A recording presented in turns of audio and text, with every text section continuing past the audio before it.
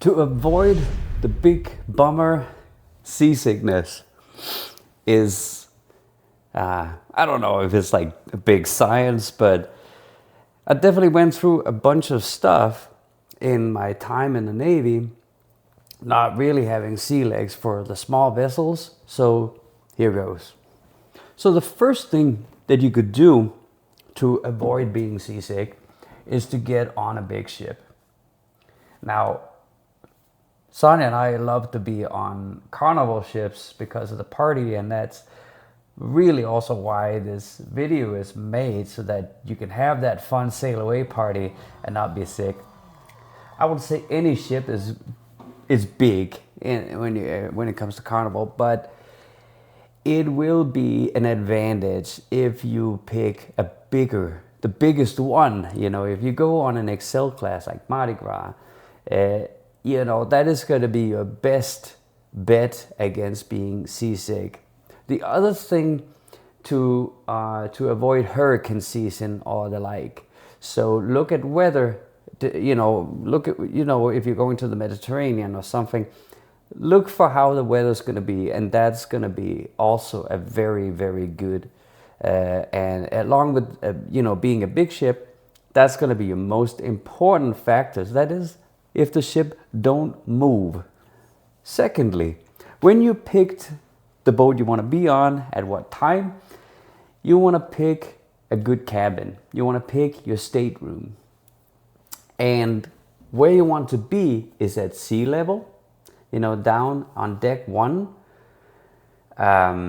You might want to get up to deck 3 to get a balcony so that you can have a view of the ocean, and so you can watch a fixed point on the horizon.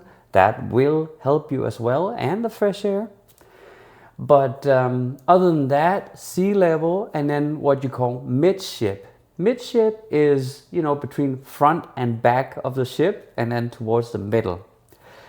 A way to look at that when you book your ticket is that generally on the carnival ships, you will have 3 stairwells connecting all the decks, and the one in the middle is going to be around there, is a good place to get it.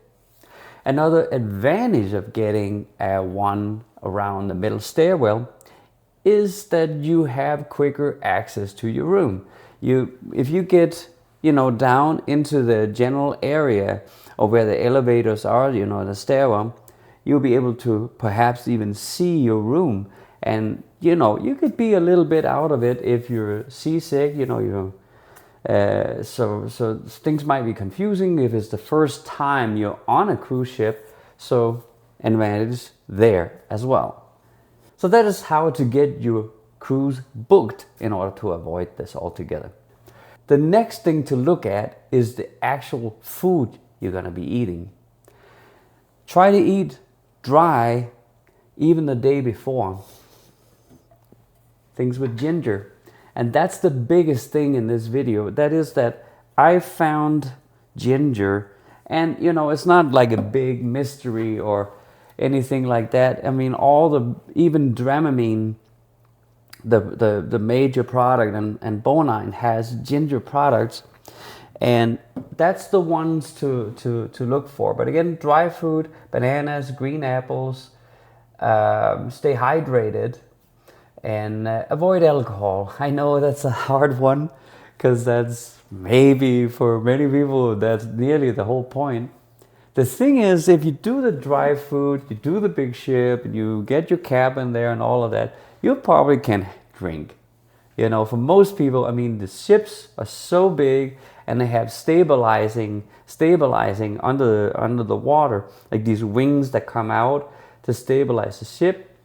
So chances are that the party is gonna, you know, that sail away party is gonna be epic, even though there's a little bit of motion sickness in the blood. And speaking of that is something that you can curb. So I found this ginger thing, you know, in the Navy, and you know, just to the thing about Dramamine, avoid the old recipe that has that active ingredient I forgot. I'm gonna put it up all right here, and avoid that, because that makes you feel basically sick. And that's what I realized, is that I took that on one of the first trips I had in the Navy on a small ship, and it just made me so lethargic and hazy that I couldn't really function. You know, I was there to learn and all of that, and so that goes right into, you know, having a good time and being, you know, out there, you know, on the sail away party or whatever, you know, getting on, you know, being on the carnival ship. So definitely that's a one to avoid, and then just do the ginger. And there is ginger chews also, so that you can continuously have some. And I seen Walgreens also having products. So it's all over the place, and you can have ginger just by itself, you know. The little packages that comes with the sushi, they work great. Yeah. And again, tons of these drinking product, you know, the sodas or different kinds of ginger is great. This right here is one without sugar. It's with stevia. It's the Zevia ginger ale. It's great. But there's some that's more natural, you know, with really like extremely harsh ginger taste. So it's something to do, I would say anyway, because it gives you antioxidants, it gives you a good gut health, and it gives you, it's anti-inflammatory for your body. But let's say you did get sick, or you didn't do any of it. Could happen easily. And so what can you do then? What is it that you need to do in order to feel better?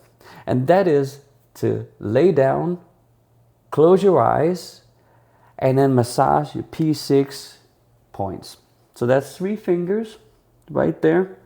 And then you massage that until that gets sickening, boring. And then you move to the other and then do the same thing. And just keep doing that. What's important when you're laying down is to really keep the eyes closed. If you look at screens, much worse. So phones, TV, don't do it. That's gonna make you feel bad. So these are the things to do, and I just want to round it off with talking about in general about seasickness, motion sickness, and it really is a mental thing more than anything.